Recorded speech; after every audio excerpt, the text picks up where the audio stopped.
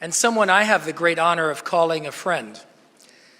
But first, I want to tell you a story because this plenary today is focused on anti-Semitism. And since October 7th, it's easy to think that anti-Semitism, at least ferocious, vicious, ugly anti-Semitism, is kind of new. So I want to tell you a story. The year is 1951. The place is Iraq. There was a knock at a door, and a little girl answered that door. She was asked if her father is home. It was early in the morning. She remembers that her father still had shaving cream on his face. Those soldiers came to arrest and take away that Jewish leader, parade him through the streets in leg irons, charge him with Zionism, and throw him in prison. That young girl is my mother, who's here, by the way. She's here, by the way.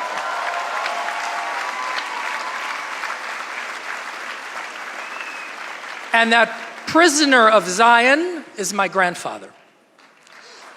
Why do I tell you this story? Because after visiting my grandfather in prison, something that no little girl should have to do, he finally said, "Don't wait for me, flee, run, escape this place." And so my family fled. My grandmother, my mother, little girl, and my uncle who was a toddler. They fled across the border to Iran. Yes, to Iran. Because that Iran, unlike the vile, despicable medieval theocracy we see today, that Iran was a country that was pro-Israel and philo-Semitic. And the Shah of Iran gave asylum to any Jew who could make it to the border and escape. That same Shah, by the way, had rescued Ashkenazi Jews from the Holocaust, giving European Jews asylum in Iran. That was the Iran of the Pahlavi dynasty. That's right.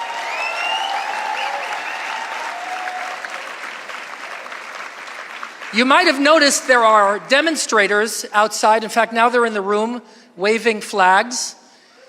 These are Iranian Muslim demonstrators for Israel.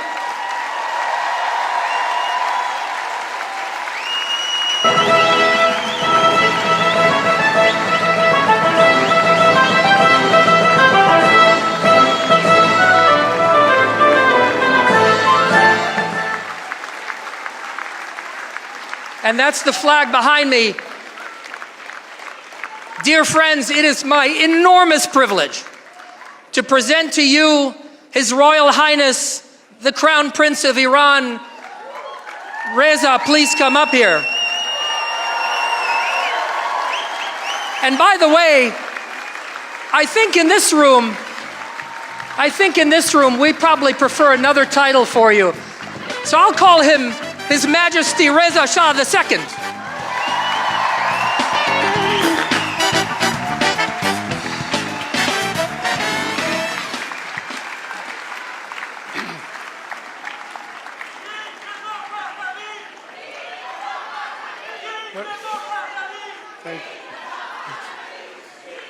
Your Excellencies, distinguished guests, ladies and gentlemen, good afternoon.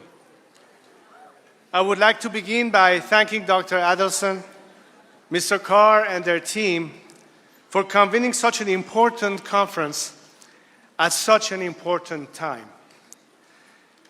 Today, we are on the precipice of history, not only for our nations and our people, but for civilization. We find ourselves on this precipice in the middle of a fortnight that is crudely illustrative of exactly what is at stake. Just days removed from the second anniversary of the murder of Mahsa Amini and the slaughter of hundreds of Iranian protesters, and days from the first anniversary of October 7th and the mass murder of hundreds of Israeli civilians. These crimes, these violations of basic dignity, these insults to humanity happened hundreds of miles away from one another. The victims were from different nations, shared different faiths, and spoke different languages. Different men pulled the triggers, wielded the clubs, and plunged the knives.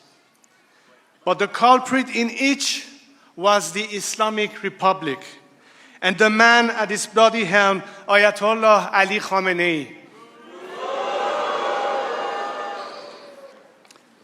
These two terrible anniversaries in between which we find ourselves, however, are not standalone events. In the 1980s, the Islamic Republic and its proxies murdered Lebanese Jewish leader Isaac Sasson, bombed the US Embassy and Marine barracks in Beirut, and mass executed Iranians' military officers, statesmen, and Jewish leaders like Habib El-Ghanian. In the 1990s, the Islamic Republic and its proxies bombed the Amia Jewish Center in Buenos Aires, killing dozens of civilians, bombed the Khobar Towers in Saudi Arabia, murdered former Prime Minister Shapur Bakhtiar, and killed dozens of dissident writers in a series of chain murders across Iran and abroad. In the first decade of the millennia, the Islamic Republic and its proxies rained missiles down on Israel, launched a global campaign of Holocaust denial, murdered American soldiers, and rained bullets on Iranian freedom fighters like Neda Agha Sultan in the Green Movement. In the 2010s, the Islamic Republic and its proxies attempted to bomb Israeli embassies in Georgia, India, and Thailand, announced their intentions to assassinate President Donald Trump, and slaughtered more than 1,500 peaceful protesters fighting for Iran's liberation. To this day, the Islamic Republic and its proxies fire missiles at Israeli civilians and American soldiers, and fire buckshots into the eyes of Iranian protesters. They bomb Israeli playgrounds, poison the minds of American students, and poison Iranian schoolhouses. They target your synagogues, and they raid our house churches. Yet, in the face of this, we have witnessed a remarkable solidarity between Iranian, American, and Israeli people.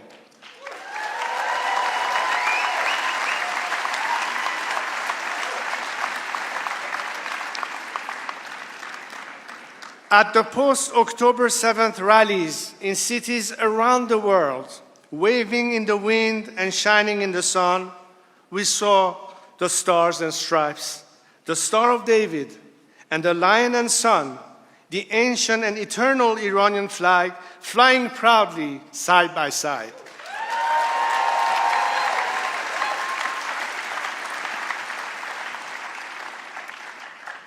The Iranian people stand with Israeli and Americans because before the Islamic Republic came for you, it came for us. Ours is a shared experience. We know your struggle. My friends, you in Israel are under siege. War is being waged on you from the south, from the north, from the east, and from a propaganda war in the West. All of this is being coordinated, supported, and directed by the Islamic Republic. Reacting to each of these threats independently, as if they were independent threats, will leave you in a state of perpetual vulnerability. Merely fighting Hamas or Hezbollah will not deliver security for Israel or America. You will be simply reacting, and your people will never have peace. The time of reacting to these reactionaries must come to an end. Iranians too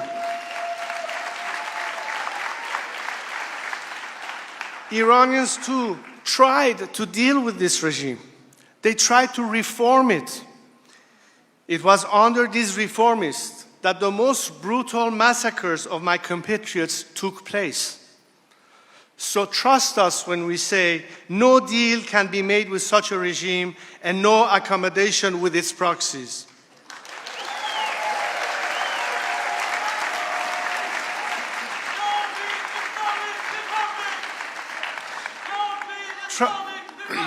Trust us when we say that a regime that imports Hezbollah terrorists to murder its own citizens will never ever give up its jihad against you. Rising anti-Semitism is taking enough lives on its own.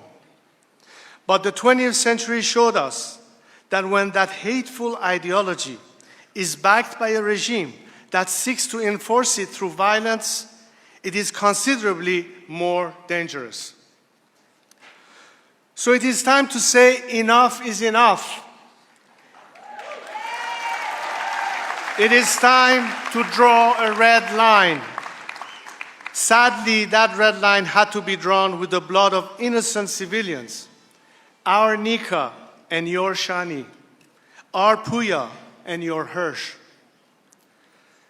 The only path to honor their sacrifices, to prevent more innocent victims, and to bring peace for Israel, America, the Arab world, and my compatriots in Iran, is to send the Islamic Republic to the ash heap of history once and for all.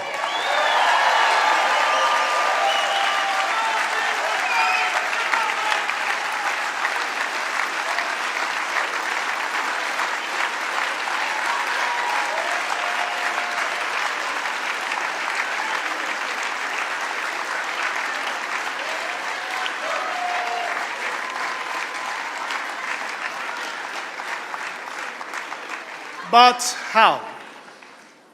My friends, in the past year, Iranians and Israelis have stood in solidarity. But solidarity is no longer sufficient. Now it is time to do more than stand side by side. It is time to act hand in hand. As we stand on this precipice together, the question I put before you today is simple. Are you ready to do more that stand together? Are you ready to act together? The people of Iran have made their stance clear. They are fighting against this regime every day, and they are doing it with no support from the outside world. They have sent me here with a message. They are not only fighting to free themselves, but to free the Middle East and the world from the scourge of this evil regime.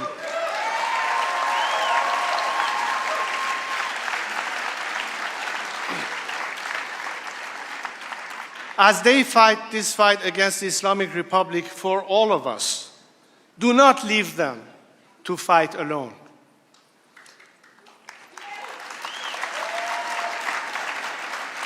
The people of Iran are your partners, not pawns.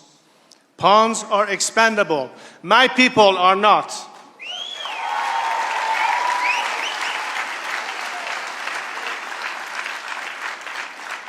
What we need in this partnership is beyond photo ops, rallies, and social media posts. What we need is a collaborative, coordinated campaign. We need to reinstate maximum pressure on the Islamic Republic. We need to offer maximum support to the people of Iran. And we need to facilitate maximum defections from the regime so that we can peacefully transition from this criminal dictatorship to the secular democracy the Iranian people are fighting for.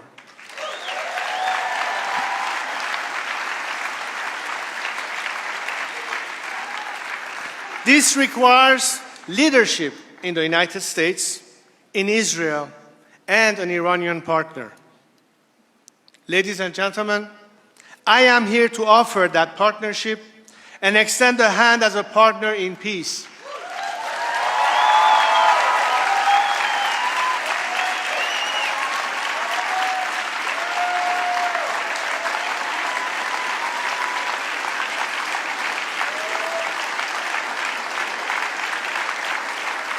It is through this partnership, thank you. It is through this partnership, through this coordinated action, that we can achieve freedom for the people of Iran, security for Israel, the United States, the Arab world, and a true opportunity for a bright future for the Palestinians. If we fail to act and the Islamic Republic remains in power, none of that would be possible. But if we work together, we can secure prosperity and dignity for our people and stability and security for our world, and expand from the Abraham Accords to the Cyrus Accords.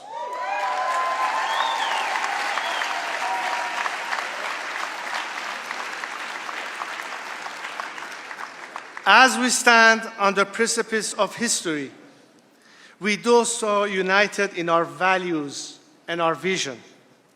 But now it is time to act. And when the lion and the sun rise again, the world will see a new dawn of peace. Thank you so much.